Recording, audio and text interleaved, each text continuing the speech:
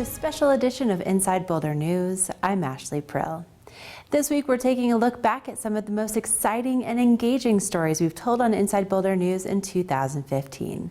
Out of almost 300 stories, these are our Channel 8 favorites, and we hope you'll enjoy seeing them again. On Wednesday night, the nation's political spotlight shone brightly on Boulder as the University of Colorado hosted the much-anticipated third Republican presidential debate at CU's Coors Event Center. Live from the University of Colorado in Boulder, the Republican presidential debate. As the GOP candidates work to create standout moments on the stage and in front of the national media. But it was a really exciting debate. It was a block and tackling. Whether it's Paul or whoever, our leadership team has to fight for us. The effects of this event on Boulder and Colorado were already being noticed by local political leaders from both sides of the aisle. Well, I'm pretty excited about the debate being in Boulder. I owe my law degree and my student loan to the University of Colorado, and I received the nomination for United States Senate here just a year ago. And so for the United States to get to see the Flatirons in the background, the beautiful campus of the University of Colorado, and they're now experiencing Boulder. Great opportunities to show off and showcase a quality of life that you can't get anywhere else in the country, right here in Colorado. I think is going to do a lot of good things for the state. It seems to me that the people of Boulder have been very welcoming of this event. Things seem to be going very well.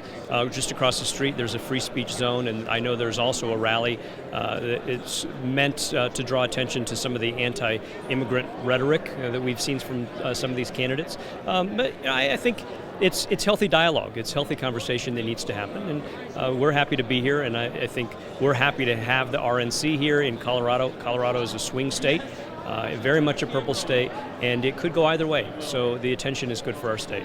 Good evening, I'm Carl Quintanilla with my colleagues. Working with the University of Colorado, CNBC moderated and broadcasted the debate live from campus. Tonight, we're in Colorado. And added some local flavor when telling the story of the surrounding area. Is now a battleground state in the race for the White House. Great chance to get exposure. Live from the University of Colorado in Boulder. You know, this is obviously a great opportunity for our campus with millions and millions of viewers. But really in the long term, when people are seeing pictures of the Flatirons, they're hearing about Boulder, hopefully they'll take a vacation here. And so that is just continued economic impact from this debate. Even though only a select few were allowed into the Coors Event Center for the debate and 500 media here in the spin room, the debate had far-reaching impacts in the Boulder community and ignited a variety of conversations. Let's try this. Not far from the political spotlight, activists gathered peacefully at the Central Park band shell prior to marching up Broadway to the CU campus. We're in a theory class right now that's studying nonviolent social movements. So this was a good opportunity to go out and take some field notes, observe what's happening, just do a little bit of research about what this looks like in action. Cynthia Cormack specifically planned her vacation around the debate. I think everybody should watch the debate. I think everybody really needs to pay attention. It's an important election. We really need to be informed on the issues so that your vote really does count and you really know what you're voting for. In prior debates, the issue of immigration from the GOP candidates has been polarizing. Promising to build a wall and make another country pay for it. Right. Send 11 million people out of the country. And was a strong theme in our community's response to the candidates being in Boulder on Wednesday night.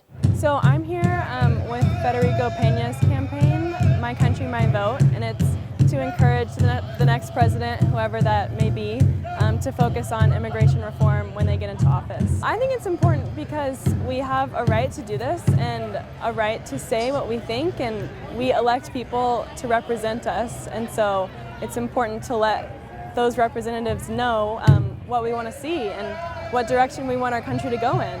So I think it's really important to get out here. It's exciting. We're all here for a good cause and in solidarity, and to say, no, we don't tolerate discrimination anywhere. And we're certainly not going to tolerate it here in Boulder, Colorado. Use your vote. Sí se puede. Despite strong opinions, the community expressed their right to free speech in a very calm and respectful manner. I thought there would be more people protesting today, like against Donald Trump and what he has said, but I don't see that many people protesting. I think it could be a really good opportunity for the town. I don't agree with how many people that they're letting into the debate. But either way, I think it's a pretty exciting thing for the Boulder community, no matter which political party you affiliate yourself with, whether you're on the side that you really support it, or you're on the side where you think that we should have, the Boulder community and students should have more voice. We are stepping up together. Whether it was through music, marches, rallies, or merely observation, the debate clearly engaged the Boulder community. I think I'm going to go home to watch it because I'm really interested in this debate.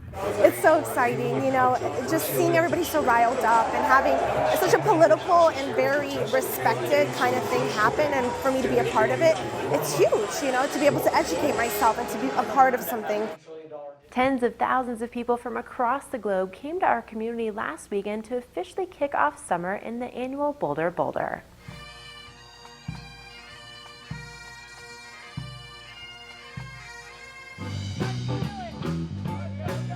Among the participants was a group of local Marines who have made the race an annual tradition. The city of Boulder is fantastic. I mean, everyone is really supportive. Everyone cheers you on like crazy. If you want to go and enjoy a fun race where an entire community gets together on Memorial Day to celebrate the day, it is phenomenal. For these participants, however, it isn't just about the community spirit. This race on this special day has added significance. It's something that kind of helps symbolize, you know, the meaning of Memorial Day, us carrying the flag, doing it for the fallen, those that, you know, made life possible for what we have today. So it's a very humbling thing and a very fortunate thing to become a part of. Double time! Out!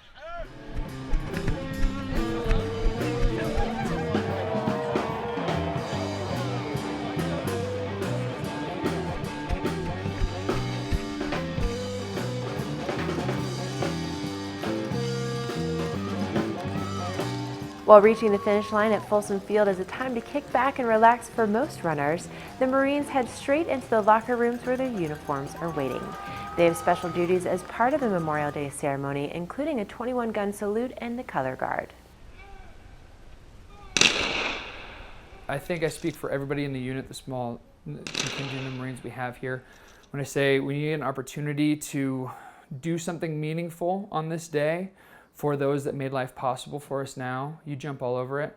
When this comes around every year, we have, you know, complete and utter enthusiasm and really a lot of effort to make this a good event. And the City of Boulder supports our ability to conduct a proper Memorial Day ceremony, and that means a lot to us too. A lot of the Marines would have a hard time talking about Memorial Day because it's a very emotional day. So to be able to physically go out and do something along with the support of the community, it really means a lot. It really does.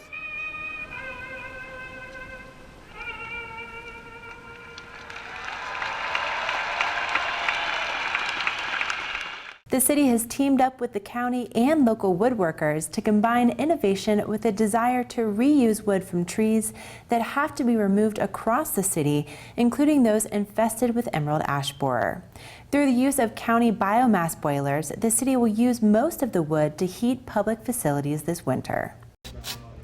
You can't take emerald ash borer trees out of Boulder County, and so the best way to use that is to use it for a beneficial purpose, like heat. Tub grinding is basically where we bring in this large piece of equipment, pulverizes the log into little pieces of chip. Having this supply of wood a mile away from our jail, we said, well, maybe we should help them. So we partnered with Boulder County, and they have multiple biomass boilers in some of their facilities. We'll pay for the transport and we'll use it for our heat. So it's reducing the cost of transportation and tipping for the city, and it's reducing our transportation costs for our wood as well. So it's a win-win situation. They can take any of those logs and use it as long as it comes out as a consistent size material. It's not a very complex technology. It is basically a glorified wood burning stove. We put wood in there, it burns it, it heats the hot water circulates through these buildings, and it heats our air. This system burns the wood so efficiently that there's very few emissions. Some of the other uses include milling for, lumber or other artistic type of things. I think it's always good to work with what you have around you. Urban lumber is really cool. It's got a lot of character.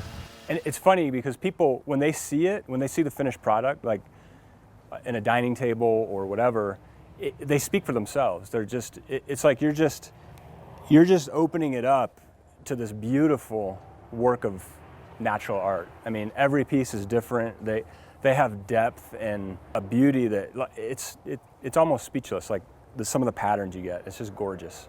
So you look at it. So I want people to know there's IKEA and there's American Furniture Warehouse. There's nothing like urban lumber. The way that the trees grow, they just get these crazy patterns and super pretty. And to get these trees locally, it's kind of a cool aspect of the business to be bringing something, that was grown here, and then now it's going to live here in people's houses.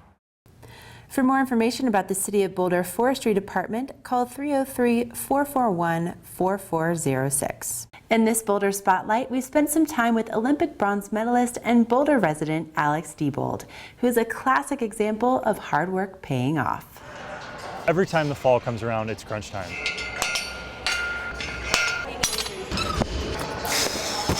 I'd rather be out riding my snowboard, but there's some important things that I need to do to finalize my training.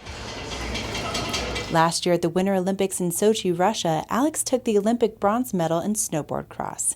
It was a win that was 15 years in the making. I've been snowboarding for almost my entire life, 25 years, and I've been competitive for, 15 of that. And so it definitely has been a long road, and it was a slow road for sure. I definitely had a lot of moments where I was doubting what I was doing, and it's a lot of peaks and valleys. And so winning an Olympic medal it's been one of those things that's been impossible for me to put into words because it took me so long to get there. Alex says location is everything, and being surrounded by other elite athletes living in Boulder has helped him to stay grounded while continuing to push his limits. When you see somebody that's stronger or faster, you're inspired to do that. And when you surround yourself with people that are strong and driven and competitive, it elevates everybody's game. If there's just one guy that's really good and he has no one to push him, he's not going to see a lot of progression. And so I think now that it's a hotbed, people come here and the bar is continually raised. His philosophy is that to succeed in border cross, it requires a dynamic range of strengths. I enjoy border cross because it requires so many different skills. You have to be able to go fast, you have to be able to turn, you have to be comfortable jumping, and I think that's what's kept it fun and interesting for me for so many years.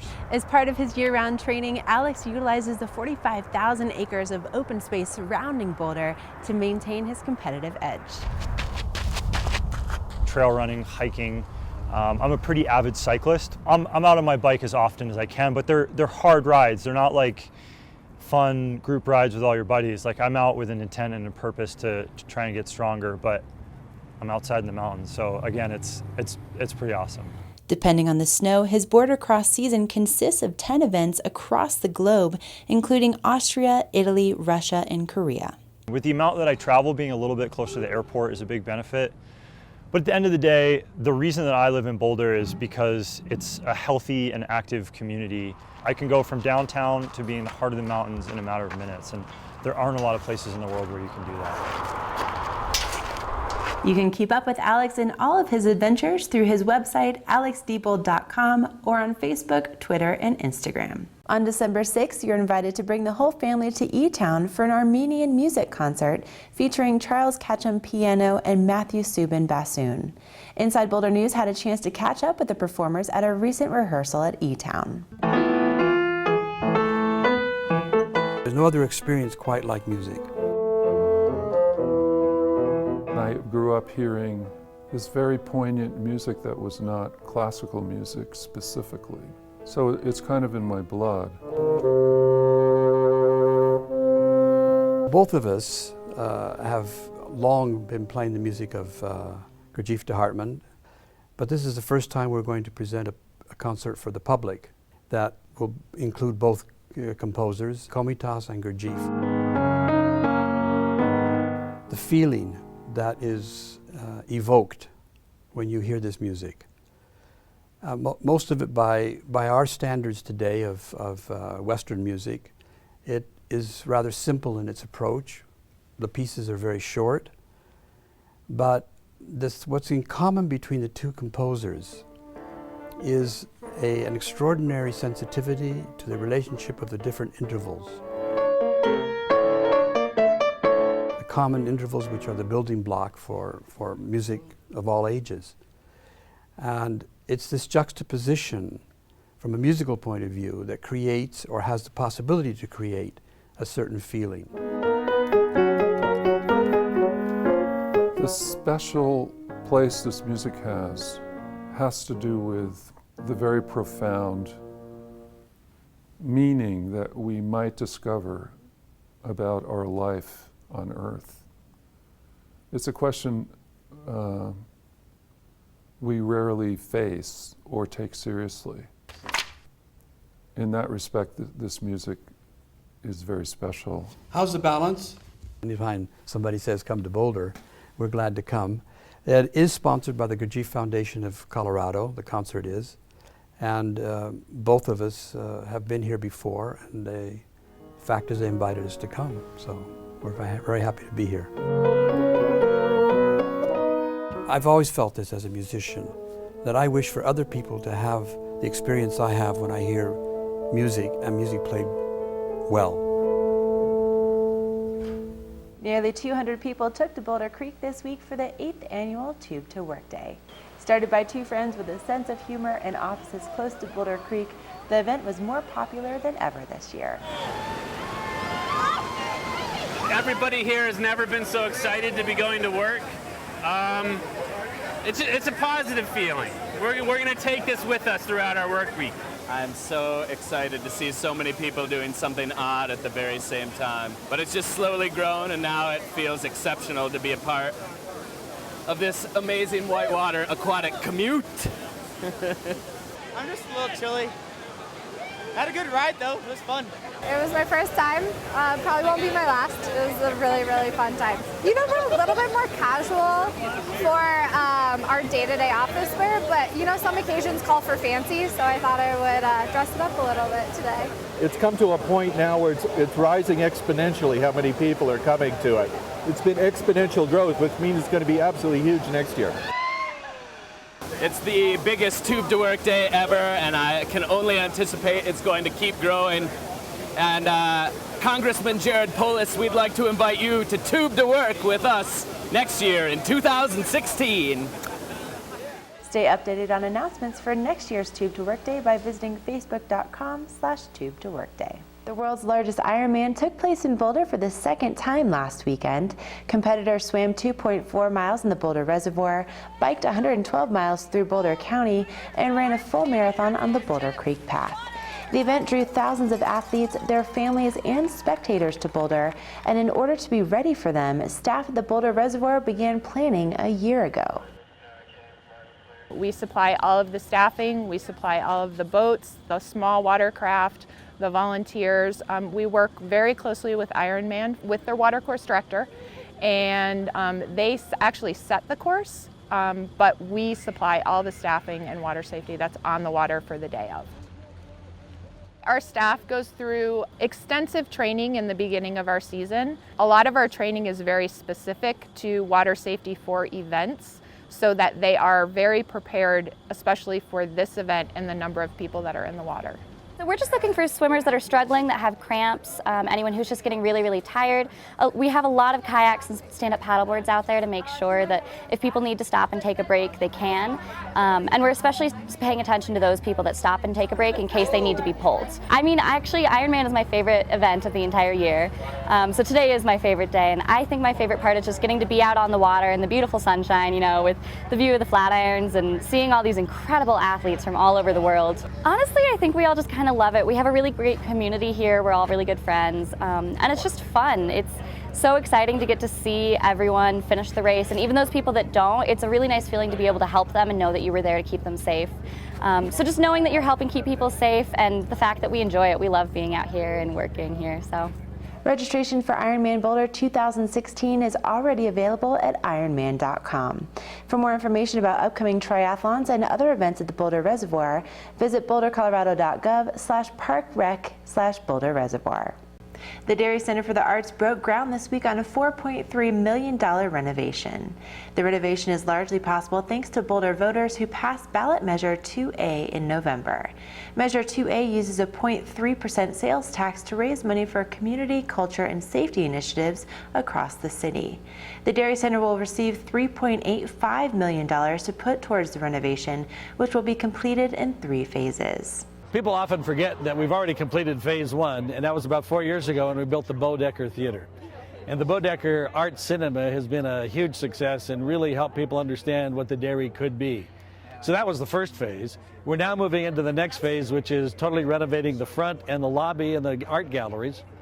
And after that phase, we move into the theaters, and we renovate 2 of our theaters, totally rebuild them, and upgrade the other 3rd theater, and turn them all into first-class facilities for hosting dance, music, theatrical performances, and even business meetings for that matter. In addition to the money from Measure 2A, a $1 million gift from locals Gordon and Grace Gamm will also contribute to the renovations. Gordon and Grace Gamm gave the dairy the largest gift in its history of $1 million, half of that to be used to help our construction. So half of that will be used to help us renovate and totally reconstruct the East Theater, which will now be the Grace Gamm Theater. It'll be a 116-seat state-of-the-art performance space for theatrical performances. And it will also help us upgrade what's been the performance space. That will now be the Gordon Gamm Theater, and that will be a state-of-the-art place for music and dance performances. So their gift has been instrumental in helping make this possible. This renovation will make the dairy truly the heart and soul of arts and culture in Boulder. Already, we host 200,000 visits each year, 2,000 music and dance students, but still there are a lot of people who don't know about the dairy and drive down the street and don't know it. They're not going to be able to do that anymore because it's going to be a geographic icon, it's going to be a piece of art itself due to its architectural form, and the experience that people have here is going to be totally different. So what I like to compare it to is when you're in New York and you go to Broadway, it's something special. When you're in Boulder, you're going to go to the dairy, and it's going to be something special because the ambiance is going to be terrific. The Dairy Center is currently raising just over $1 million more for the last stage of the project, which is scheduled to begin next August. From now until December, the public will use the back entrances to access the theaters and Bodecker Cinema. The galleries will be closed during this first phase of construction. More information can be found at thedairy.org. The City of Boulder's Open Space and Mountain Parks Department's Art Inspired by the Land exhibition is now on display at the Boulder Public Library's Canyon Gallery. The show features artwork from more than 80 artists and community members.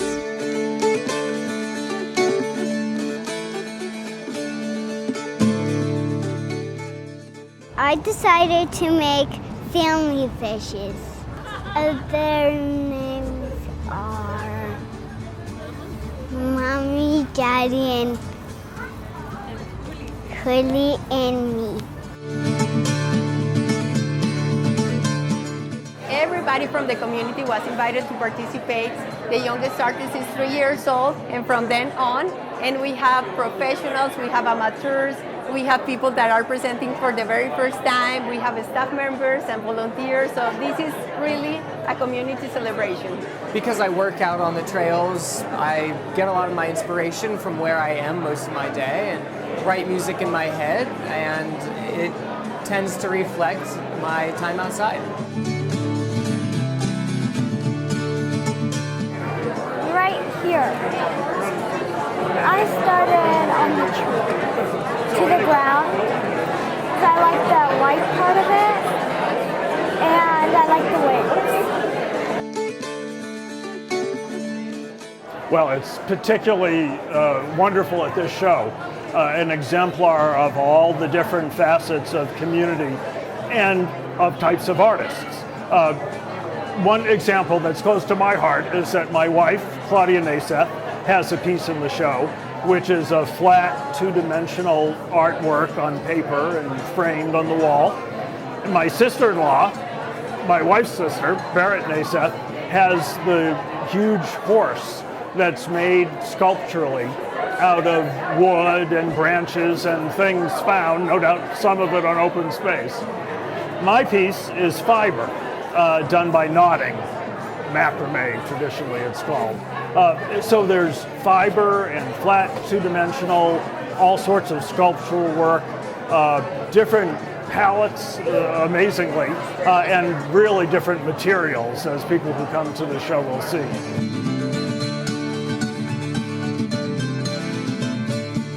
Art inspired by the land pieces will be on display until Wednesday, August 26th.